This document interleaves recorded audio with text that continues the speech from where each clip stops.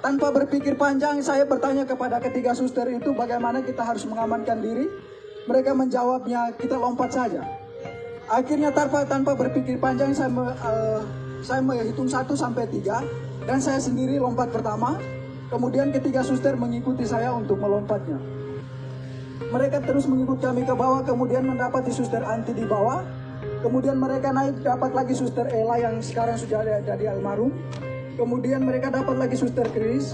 Saya sendiri mereka tidak dapat karena saya sembunyi di antara tebing dan juga akar-akar.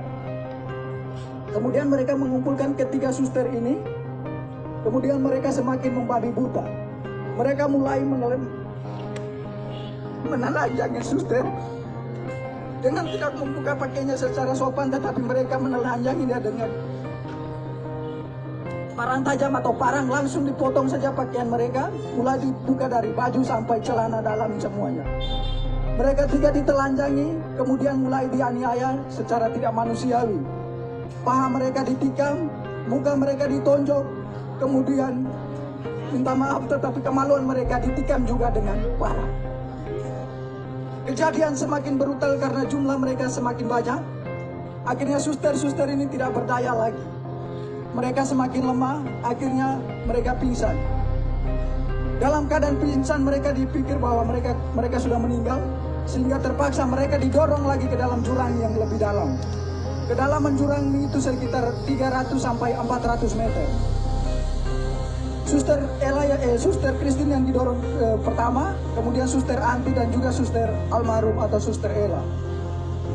Sesampainya dibawa ke dalam jurang itu, suster Anti langsung pingsan. Dalam keadaan pingsan tidak sadarkan diri. Suster Chris masih sempat dari pingsannya bisa sadar. Suster Ella juga dari pingsannya bisa sadar kembali. Akan tetapi dalam keadaan itu mereka tetap ikut ke bawah. Kemudian suster Anti dan suster Chris masih bisa bertahan untuk memilih untuk menghindar dari mereka dengan menyembunyi di semak-semak. Sehingga suster Anti memilih untuk keluar dari semak-semak karena memang dia juga sudah pada tidak berdaya lagi. Menurut keterangan dari suster Anti bahwa pada saat itu dia sudah pada siap untuk pasrah, untuk mati karena memang sudah sama sekali tidak berdaya. Tetapi dia berusaha merangkak pelan-pelan sampai ke